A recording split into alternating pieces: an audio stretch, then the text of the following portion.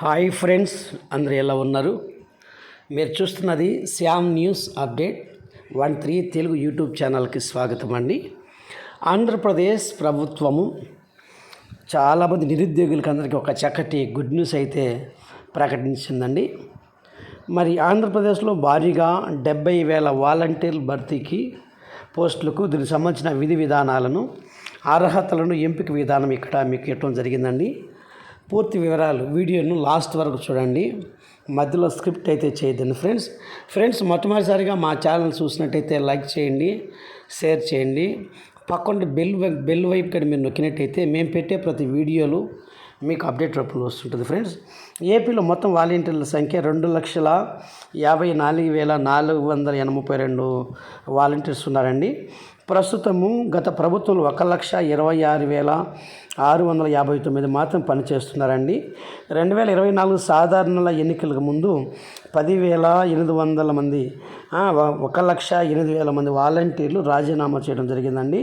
కావున భారీగా వాలంటీర్ పోస్టులు ఆంధ్రప్రదేశ్లో ఖాళీగా ఉన్నాయి. వాటిని భర్తీ చేయడానికి నూతన ప్రభుత్వం అయితే నోటిఫికేషన్ అయితే విడుదల చేయనుందండి. ఏపీలో వాలంటీర్ నియామకాలకు గతంలో 10వ తరగతి అర్హత ఉంటే చాలు, దాన్ని ఇంటర్ లేదా డిగ్రీ వరకు పెంచాలని నూతన ప్రభుత్వం అయితే భావిస్తున్నట్టుగా సమాచారం తెలుస్తుందండి. అఫీషియల్ సమాచారం కోసం మరికొంత సమయం అయితే మరి వేచి ఉండాల్సి ఉంది. అయితే గతంలో వాలంటీర్ ఉద్యోగానికి 5,000 రూపాయలు ప్రతి నెల మరి గత ప్రభుత్వం అయితే 5,000 రూపాయలు చెల్లించేవారండి. అయితే ఆంధ్రప్రదేశ్ ముఖ్యమంత్రిగా నారా చంద్రబాబు నాయుడు గారు ఎలక్షన్ల సమయంలో ప్రతి వాలంటీర్కి 10,000 రూపాయలు జీతం ఇస్తానని చెప్పడం జరిగింది. దానికి అనుగుణంగా నూతన నియమాల తర్వాత 10,000 రూపాయల జీతం వరకు పెంచడం జరుగుతుందని సమాచారం తెలుస్తుందండి.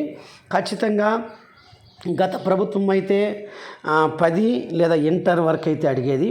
ఇప్పుడైతే మీరు ఖచ్చితంగా ఇవన్నీ కూడా రెడీ చేసుకోండి. 10 లేదా ఇంటర్, డిగ్రీ సర్టిఫికెట్ కావాలండి. దాంతోపాటుగా మన యొక్క ఆధార్ కార్డు ఉండాలి. దీంతో పాటుగా మన యొక్క క్యాస్ట్ సర్టిఫికేట్ ఇది కంపల్సరీ. క్యాస్ట్ సర్టిఫికేట్తో పాటుగా బ్యాంక్ పాస్బుక్ మరి ఉండాలి, జిరాక్స్ ఉండాలండి. దాంతో పాస్పోర్ట్ సైజ్ ఫోటోలు ఒక 4 ఫోటోలు అవసరమైతే ఉంటుంది. వాటితో పాటుగా ఫ్రెండ్స్, ఏపీ నూతన వాలంటీర్ నియామకాలకు సంబంధించినటువంటి సందేహము ఎలా ఎంపిక చేస్తారు అని మీరు ఆలోచిస్తూ ఉండొచ్చు.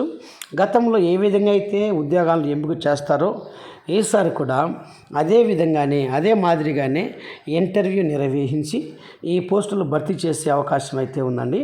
గతంలో ఒక వాలంటీర్కి 50 ఇండ్లనైతే మరి కేటాయించేవారు. అయితే నూతన ప్రభుత్వం వివరాల ప్రకారం 300 సిటిజన్స్కి ఒక వాలంటీర్ని కేటాయించే అవకాశం అయితే తెలుస్తుందండి. లేదా 300 ఇండ్లకు ఒక వాలంటీర్ను కేటాయించేటువంటి అవకాశం సమాచారం అయితే అందుతుంది. అఫీషియల్గా ఇంకా పూర్తి సమాచారం ఈ వారంలోనే ఒక్క వాలంటీర్కి ఎన్ని ఇండ్లు ఇవ్వాలి. గత వాలంటీర్కి అయితే 50 ఇండ్లు ఇచ్చేవారు. అయితే కొన్ని సందర్భాల్లో 70 ఇండ్లు కూడా ఖాళీని బట్టి కూడా అవకాశం అయితే ఇచ్చారండి. ఈసారి అలా లేదండి. గతంలో వాలంటీర్ కేవలం 3 రోజులు మాత్రమే సచివాలయం దర్శించి ఏదైనా పనులుంటే చేసేవారు. అయితే నూతన నిబంధనల ప్రకారం మరి మారే అవకాశం అయితే తెలుస్తుంది. ప్రతిరోజు సచివాలయం లేదా మండల ఆఫీస్కు నిర్వహించే ప్రతి మీటింగ్ కూడా హాజరు కావాల్సి ఉంటుంది. కేటాయించిన ఇండ్లకు సంబంధించిన ప్రతి పనిని కూడా చేయాల్సి ఉంటుందండి. వాలంటీర్ ఉద్యోగులు కేవలము ఎవరి మాట నమ్మద్దండి, ఆన్లైన్లో మాత్రమే ఇది అప్లై చేయాల్సి ఉందండి. దరఖాస్తు సమర్పించే అవకాశం ఉంటుంది. కాబట్టి దీనికి సంబంధించిన అఫీషియల్గా నోటిఫికేషన్ మరి ఈ విధంగా తొందరలో కూడా విడుదల కావాల్సిన అవసరం ఎంతైనా ఉంది. కాబట్టి అప్పటి వరకు వేచి. అలాగే ఫ్రెండ్స్, ఇది జూలై 1వ వారము లేదా 2వ వారంలో విడుదలయ్యే అవకాశం ఉన్నట్టుగా సమాచారం ఉంది. ఫ్రెండ్స్, అలాగే వాలంటీర్ ఉద్యోగులు మనం ఆన్లైన్లో మాత్రమే దరఖాస్తు సమర్పించే అవకాశం ఉంది.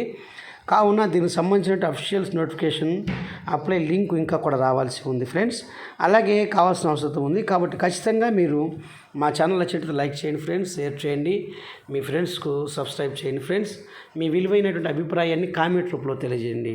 Thank you friends.